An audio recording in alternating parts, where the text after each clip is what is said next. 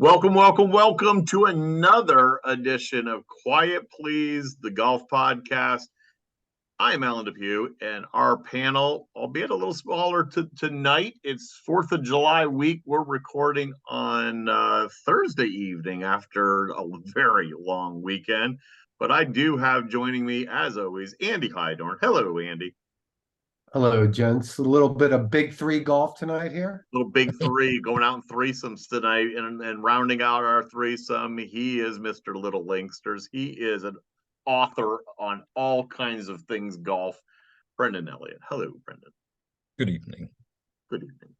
Hey, we're going to push this live as soon as we're done here, and we apologize. 4th of July, guys, I don't know about you, but it got me all out of sorts. First of all, being on a Tuesday, and then 5 days of hell at the golf course. I mean, we were freaking busy.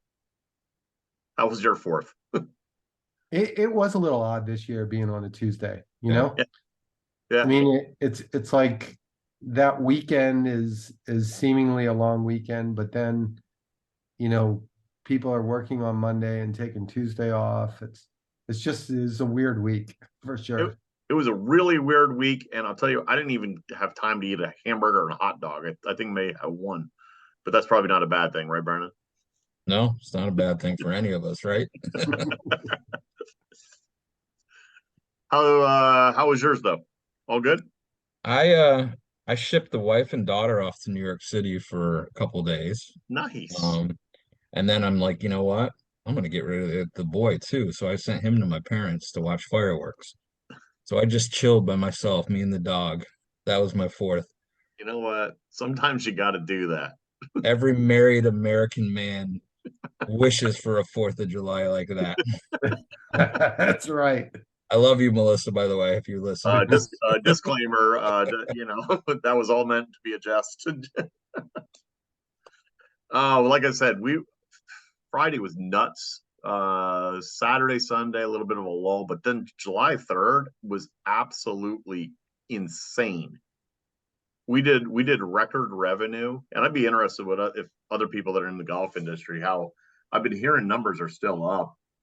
And then the 4th was solid, and then yesterday and today have been solid. So it's just golf's doing well, don't you think, Andy? I think golf's continuing to do great. Yeah, it's crazy. It just seems to be, it's not a COVID thing anymore, it just seems to be continuing on the right trend, which is great. Yep, Well, I don't want to be a Debbie Downer, but oh god. so we're seeing some trends in Florida with our camp numbers are down this year. And I talked to Mark Haddad that runs the PGA junior camps, and it's across the country, he said, but I think it's like the COVID hangover because a lot of families seem to be going on vacations, multiple vacations, like going to the beach for a couple days and then going out of state or whatever. So, and it which is fine because it's so goddamn hot down here, just like every place else. I don't know how you keep tee sheets busy, Alan, when it's 100 heat index in New Jersey. Well, and obviously the demand is so high. We're operating on a demand-based pricing system. Mm-hmm. It elevated the prices to $20-$30 more than what even our regular weekend rates, and people didn't stop. People just want to come, and we'll get to. Well, I'll jump there right now. It was a bro fest beyond belief out there. A couple of those days, it was like bro mecca. I wish Christian was here because bro. I tell you what, that's one thing that hasn't changed. I mean, I think the golf world's been taken over by the bros. Yeah. Without question, the golf world has been taken over by the pros. But what's interesting, I was going to ask you how the camps are responding, Brendan, because as you know, you've interviewed Riley Plitz, our PGA, LPGA professional Eagle Ridge. Shout out, Riley. Her camps they're just jamming. It's season for you guys, so that makes sense. But right. Oh, that's true. That's true. For us down here, it's tough for it because it's the total reverse of you guys. So it's tough for us Granted, the COVID years were really good. Our numbers were really, really high, but there wasn't a lot of other things the kids could do. So we definitely benefit from that. But now it just seems more like business as usual for us, at least summer down here. All right, enough about shop talk. Let's get into, because we actually got a lot of things. We're going to talk Rickie. We're going to talk Tiger. You know, there's big news when Tiger has to make an official statement on something. We're going to talk the ladies because we are a little delayed because the ladies have teed off for the Open. And I got a personal feel good story with Peter Quest. I love that story. So, Andy, which one do you want to go with first? The Rickster? Brendan? Andy froze. Andy froze. Yeah, let's start with Rickie. Okay, let's start with Rickie with the negative, because everything in life is easy to pick out the negative. What the hell was the PGA Tour thinking? With moving the tee times? Yeah. I don't know. I thought there might have been weather or something, but I don't know. I never heard. I thought it was weather. Okay. That's what I assumed, but I mean, and then they start tweeting and posting and everything else about Rickie wins, and their ratings went to hell.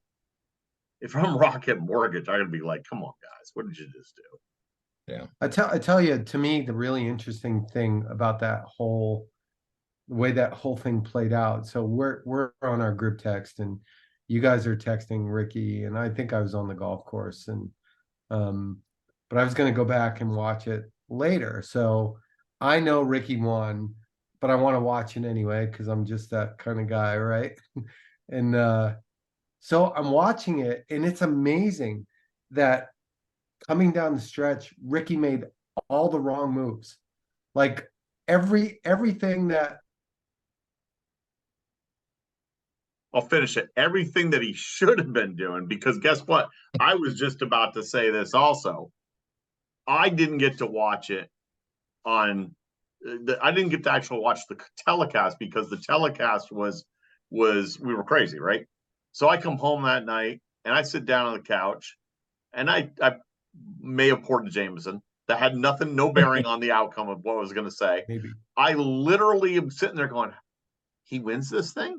How does he win this thing? Look at what is he doing? And I am literally watching them climb out of the golf cart to tee off on the playoff hole. And I didn't watch it. I fell asleep. But I mean, if you listen to like Dottie, I think it was Dottie talking about, how Rickie kind of had another one, had a chance, and he's going to blow it. And it was unbelievable how he just was not looking like the winner until he won. Right. Yeah. I mean, I figured Morikawa was going to win this thing. If you didn't know the 100%. Outcome, if you didn't know the outcome when sitting to finally watch it, I'm like, how does Colin not win this thing? And he's looking solid right now. I'll be honest, guys. What Mark Bradley said in our last show about everything with the app and you can follow individual players and this and that. I don't watch a lot of golf unless it's a major. I follow stuff on the app. I have my players highlighted. If there's a hole and there are 3 holes left or something and they're within a couple shots, I'll peek in on the app and follow it that way. But I don't consume by TV very much unless it's a major. So that's how I'm watching stuff. So I didn't see like a lot of the things you guys are talking about. I heard about it after the fact, and I do watch Golf Channel still. So, but I don't get to see it like I used to see it a couple years ago. Andy? Yeah, to me, it was just really. Thought we lost Andy again. No, I'm here. To me, it was just really interesting to listen to the commentary, and you get that feeling. I don't care what sport you're watching, baseball, football, basketball, you get the feeling of who's got the momentum and what the outcome's actually going to be. And this was just a 180-degree turn from what it seemed like was going on. So I gotta shout this one out because, as you know, I'm the stalker of social amongst us, right? So, Shooter McGavin, aka Christopher McDonald, friend of the show, by the way, he may have had the best tweet, I think, of the weekend, in my humble opinion. So Rickie makes that, and he just kind of casually looks up at this, like this with this sigh of satisfaction, and it cuts to Abraham Lincoln, Chubbs, and the alligator waving to him from the sky. That's classic. It was classic. It was funny as hell. Anyway, So what? But I do want to ask you guys. So how do you feel about him breaking through? Even though he made the mistakes down the stretch, he still did get it done. What do you think this does? I mean, he's been on an uptick. We all know that. But do you think this kind of propels him to Ryder Cup and all the things he's starting to talk about in the media? I think so. And look, to me, we talk about the eye test of what was going on Sunday, but the overall eye test of what's going on with Rickie is pretty damn impressive. Yep. I mean, like, he makes a 60-foot putt and he barely has a blip in his heart rate, right? Yep. I mean, he's like all business out there, and I just feel really good for him knowing that he's back and he's all the way back. So are all those things in play? I think they are. Cool. I think yes, I would agree with that completely. I won't give him the kiss of death and say, oh, he's suddenly the favorite at the Open Championship. No, because I think Morikawa looks is equally as good right now going into that, having won there, obviously, so he has a comfort level. But Butch Harmon's he's got Rickie. Rickie is on a trajectory right now. Yeah, so let's talk about Colin, because Colin's not. I mean, Colin's had a bad stretch here. yeah. And they were talking about Colin and Justin Thomas. And Justin Thomas is really in a bad way right now. Yeah, he looks lost. But he looks almost as lost as I am before I was venting, but with my grumpy shirt on here before. Yeah. I think it brings up an interesting point though, because I don't care who we're talking about.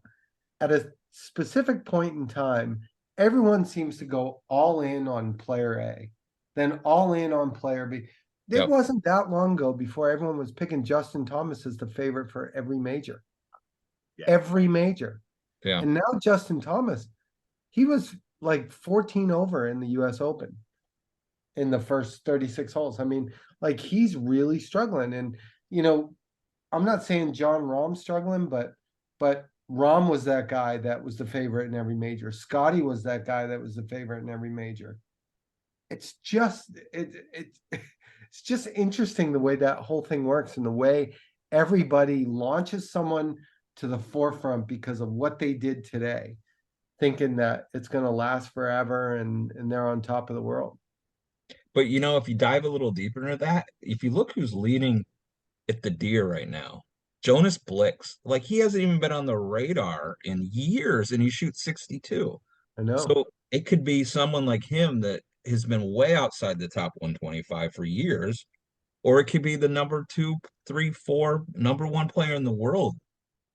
You have given me the ultimate segue back to my feel-good story. How about if you're like 798th in the world and you Monday qualify at the Rocket and then go out there and I'm leading after day one. I'm speaking about Peter Quest out of BYU, right? Came to golf actually late in life. Got a scout. I've already looked this kid up. I'm just impressed. What a great week, whether it was his 15 minutes of fame or whatever, if he's going to get confidence and start to go. Kid made $370,000, I think, this past week at the Rocket Mortgage, but how he got there was more impressive. And I think we talked about it, but just for the listeners, he goes to the Monday qualifier, gets into a playoff 4 for 3. They get on the first hole of the playoff, and whoever the one player, and I can't remember the name off the top of my head, he'd gone to the range, and he usually carries either a 5 hybrid or a 3 iron in his bag. And basically they go to the tee, they start to play the hole, and the guy looks down and he's underneath his towel. He had put the extra club back in his bag, thinking he might have been in. Oh, I did not know this. So immediately a 4-for-3 playoff to get into the Rocket. All three of the other guys are in because the other guy's DQ'd because he got 15. Well, he wasn't, but two-stroke penalty, right? So now he's out. Peter Quest gets in. Peter Quest gets in, and if he had finished solo 4, unfortunately, instead of a tie for 4, he would have got a temporary membership on the PGA Tour. But what it did do for him is he got into the John Deere this week because the kid shot like, what did he end up shooting? 21 under? Yeah. Including leading. That's, to your point, that's how fine line these guys are. Like Kevin Roy said a couple weeks ago on the show, when they're on the Corn Ferry Tour, and then I'll shut up, you guys can opine. I mean, here's firing at pins, firing at pins, firing at pins. I mean, it's such a fine line. One swing can change your direction. Yep. It is incredible. And, it just goes to show you how absolutely just amazingly deep the talent pool is.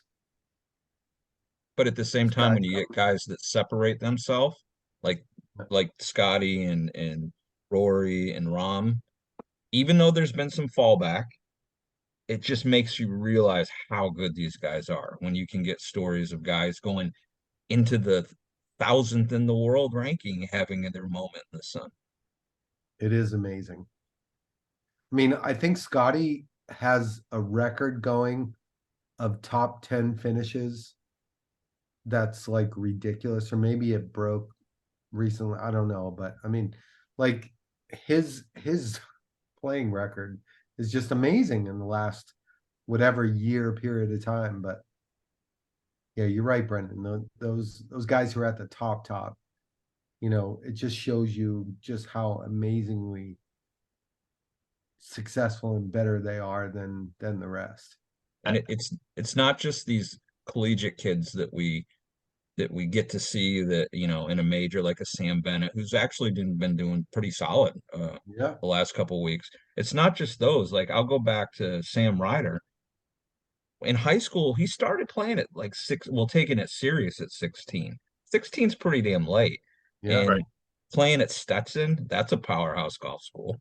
Not knocking Stetson, but you know what I'm saying? And then he just prodded and plodded along through Canadian and everything. And then here he is, and he's held his card for 6 years or so.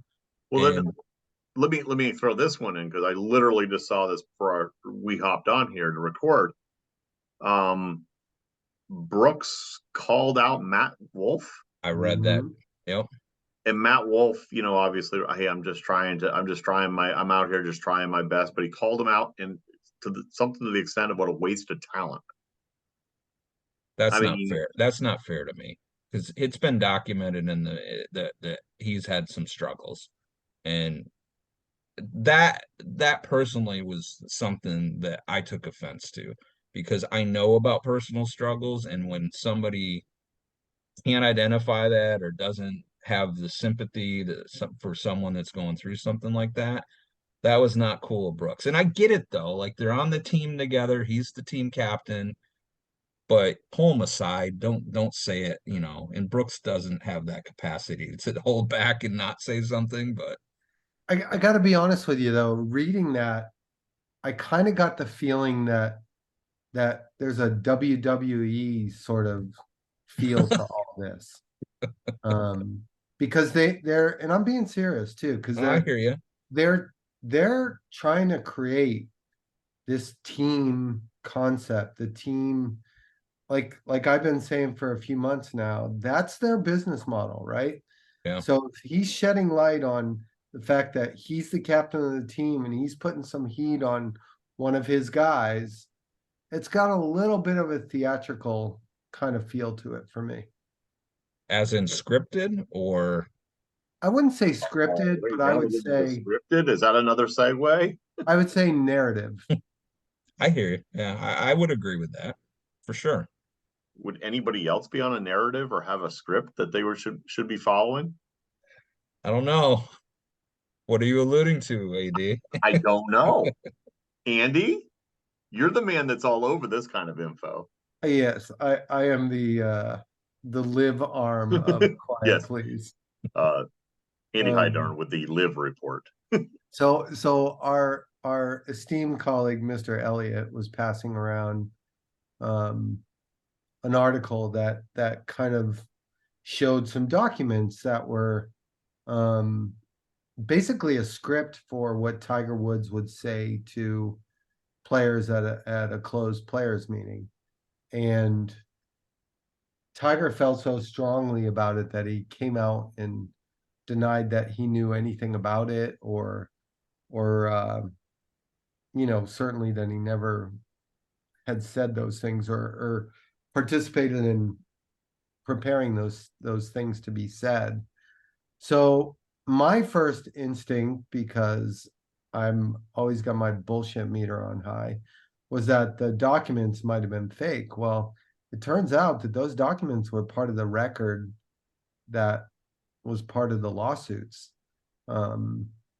So there's something interesting going on there. And Brendan, thanks for sharing that stuff, because the more that comes out about that, the more weird it gets to me. Brendan? Oh, just when I thought things were settling down a little bit. Yeah, so they're trying to Tim Finchem and the tour is trying to get an injunction to not an injunction. What was it? Well, yeah, to have these records not be shown, or to get them from public record or whatever. And I don't know at this point, if it even matters, because the cat's out of the bag that this was, at least from what we saw, something that they were thinking about long before any of this came to light. Yeah, for sure. Which changes the whole narrative about any of this, or what they've been saying to the recent meetings after it did become public. Well, yeah. So you're a fan of WWE. Mm-hmm. Did this thing just take on is really Vince McMahon in the background as the puppeteer? Vince McMahon-ish person or persons. No, but it almost feels like it's in the feeling of our grand political scheme, right? Where people are just dealing in It doesn't matter. It doesn't hypocrisy. matter if it's left or right. They're both effing you. Is that Yeah, what you're trying? Yeah, yeah. I mean, that's kind of what it feels like. But I read another article today, it might have been shared in our group as well, about how this new structure, that the players better vote for it because they're going to be screwed. And then Phil's kind of doing a victory lap right now, thinking that he knows everything that's going on. And again, it all keeps coming back to the team part of live. And I've said it before, I'll say it again. I believe that that's what ends up emerging from all this, is the team golf aspect of all of this. But I think it's pure silliness for people to be taking a victory lap here, because it is Far too soon. It is far too soon. Thank you. But and then you figure in this thing that Rory and Tiger are starting up too, Mm-hmm. which almost seems like a very similar entity, although be it prime time and simulated, it's still the team aspect too. Yep. Yeah, without question. And honestly, that's what's going to be. That one's going to be intriguing to me. They're going to go back to the more traditional calendar year, no wraparound. They're going to squeeze this. I still think that's where live finds its live will be, and if it still exists, will be that silly contest season in the latter half of the year. It probably just goes away, in all honesty. Yeah, I do think that the team thing becomes relevant, and I know they're going to attempt to do that, but the article that I read today intimated that the Saudi Public Investment Fund really has this allegiance toward live becoming the thing in golf, and I don't see that at all. No, I I don't could see see that either. how Saudi PIF wanted a seat at the table, and they have it now. Yep. And as far as they're concerned, whatever happens amongst the entities of professional men's golf, it doesn't matter to them. They're now involved. But do you think, to go back to your earlier statement, and then we'll move on, because golf has somewhat been hijacked by some of the bros, and lives all about the bros. Lives a bro Yep. thing, yeah. Bro. I mean, is that where if it has a survivability rate, if somebody can revive it off the crash cart, is that where it happens? Yeah. I wish Bobby was here because he would say the line that he likes about the collars and the regular spikes versus soft spikes. I mean, everything The evolution of changes, the. and Yep. yeah. And if we don't like the Brozitskis and all these guys taking over golf, Alan, you see them, you're hitting the register keys because they're there. So They're there. They're pounding some dogs and doing some trannies. There's no doubt about it. the beverage. Beverage. There's no doubt about it. That is too funny, but also true. And to your point, Brendan, yeah, that's what's going on in the business right now. And yeah, maybe I mean, all three of us, and if Bobby was here, we all have a elongated history in the business. And there has been, I mean, we were hitting Persimmon Woods. We've then had Pickering hard collars. We went to all this. So we have seen a massive evolution in the game. But to Andy's continual point, it's all about the venues. It's all about the events. Yeah. I think that was displaced this past weekend with Rickie, because the venue and the event wasn't necessarily, no offense to the Rocket Mortgage, but I mean, neither of them were. And it was a great Donovan Ross golf course, but they still shot 20 some under. No. That Rickie thing could have been great anywhere. Right. Yeah. Just like the Canadian Open. I mean, the Canadian Open was about the players against the players, to use Mark's comment that week on our show.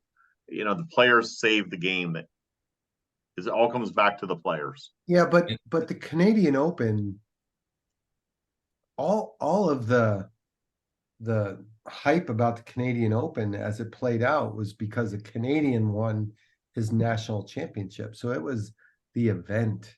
Right. I mean, it could have been Adam Hadwin, it could have been Corey Connors, it could have been, Taylor Pendrith, whatever. Whatever Canadian, but it was the event that was the star there. So the star this week is this little place up in Monterey. Yeah. And the event is the Women's US Open, which teed off this morning, Thursday. And ladies, first time on Pebble. Brendan? I haven't watched yet. But since it is on the West Coast, I'm still it's on till 10 o'clock tonight. Yeah. Yeah. I'm interested for sure, even though I haven't started watching, to see how the USGA set this up for the ladies. Because we've seen the US Open in renditions with Tiger's just dominance and Graham McDowell's win, and it can play many different ways, and I think anything in California has a lot to do with weather. So again, I haven't paid any attention so far. I don't know if you guys have tuned in at all. Has weather been a factor? A little. I think the weather's, like, I saw the forecast is going to be 60, 60, 60, and 60. Yeah. with like 10 to 15 mile an hour winds. So that's going to be good. Yep. So how's the rough? How are they playing the rough for them though? They're playing it down. They're not improving their lives. No, I'm saying is it no shit, really? No, the rough looks pretty healthy. Really? Yep. Well, I'm looking right here, and -4 is in the house Yep. right now. How many under par? That's always my factor in an Open. How many under par are they going to get to? Or No. How many are under par at this moment? oh, There's a good chunk under par. Is there? Okay, yeah. There's a lot of threes, twos, and ones. that's pretty good for day one. And how many fans are there? That's the big question. Looks like about 20 players. Looks like about 20 players are under par right now. Yeah. That's good. Site I'm looking at doesn't have the number, so if you saw me, I was trying to do a quick count. So there's a weird dynamic for me for ladies majors. And I don't get it, but it's sure, especially the ladies US Open, produces some oddball winners. You're And right. Yep. I mean, I don't know why. It makes no sense to me. But if you look at the leaderboard, there's definitely some names on that leaderboard that are not the names you would expect up there. Honestly, if you look at the leaderboard right now, I would say nobody in the top. Well, certainly down. First name that jumps out at me until you get to about 1-2 under par. Yeah. Yeah. There's like half the under par players. Here's Lizzie McGuire. She's at -1. But I'm going to throw this name at knocking at the door. Rose Zhang. Yeah, Even she's par. she's going to be spectacular. She really is. Yeah. You know, to Andy, to your point, I was just thinking about it. I think one of the things in women's professional golf is the fact that there's a handful that the distance thing comes into play, but Yep. in general, it's a different game that the ladies play. It's more about fairways and greens and Yep. less about bomb and gouge, and I think that kind of levels the playing field quite a bit. So that's, in my opinion, that's where you're going to get, these winners. You're like, huh, I didn't see that one coming. Yeah, there's 2 amateurs in the top 6. Mm-hmm. No, sorry, 3 amateurs in the top 6. Amari Avery being one of them. Yeah, that's a hometown kind of. Yep. He's a Southern Cal girl. So it's just a really odd leaderboard. I mean, here's an interesting question. Actually, I wish we did have. I mentioned Riley earlier. I mean, Yeah. I wish we had one of Samantha or one of the one of the ladies on here. What did they consider? I mean, they have 5 majors. Which to them is the most important? That's an interesting. That'd be an interesting question. I've never asked. I think that's a great question. And I wonder if moving the Chevron from the desert to Houston, knocked that down a peg or 2. I would think so. Yeah. Because there was so much history with that. Yep. Because of the venue. You talk about Yep. venue, and that was the thing with that. Yep. That may have dropped that from like maybe 3rd to maybe the bottom now. Yeah, could be. Because I would think the US Open. See, I would think the US Open is number 1. Yeah. US Open, KPMG, the Open. the Open, and then maybe a toss up for the other 2. Chevron and the Evian. Yeah. So Annika and Michelle Wee are both playing this week, which I think is pretty cool. Yeah. Both of them didn't fare so well today. I think Annika was 8 over and Michelle Wee was 7 over. But I mean, a little shout out to both of those ladies. Yeah, it was good to see him in the field for sure. Yeah, they've had a pretty large impact on the ladies' game. All right, Andy, it's around that time. you handle the live golf news. You usually throw us a don't be that guy. Do you have one, or are we going to throw it over to BE? I don't have a don't be that guy this week. I do. Oh, I appreciate that, Brendan. do be that guy that takes You off ready on for it? You ready 4th of for it? July. Yeah. Don't be that guy that never goes into the shop to get his range bucket, but always seems to be on the range with a basket full of range balls. I saw a guy the other day with 3 baskets in his trunk as he's getting his clubs out. And so who knows how long ago he purchased or collected those from the side of the range or whatever. But don't be that guy. Buy your range balls. Yeah, Or that's pretty cheap. let me piggyback on that, which is when you do buy the range balls, and if you buy the extra bucket, don't feel that plastic green bucket that you get it there, which costs us money, needs to go in the trunk of your car Right. and come back, I don't know, 3 months later. Terrible. I got some in my car, I'll admit, but I go to the course all the time. All right, 18th green, Mr. Hydorn. Okay, so I'm gonna be don't be that guy with my own 18th green thing here. And by no means am I roasting the best senior player in the history of the game. Who just broke Hale Irwin's record, Bernard Langer, with his win at the US Senior Open last week. But I am in the process of putting together a TikTok video. This is the most amazing thing in the world to me. That guy has the full-blown yips right now. Like the full-blown yips. And I'll share my video with you guys when I'm done with it.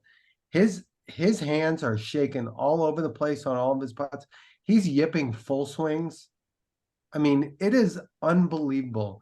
And he still is the best senior player ever and still won the US Senior Open last week by bogeying the last 3 holes and still winning by 2 shots. So, kudos to Bernard Langer for being who he is. And it's even more amazing that he does it knowing how much he's struggling with the flinches.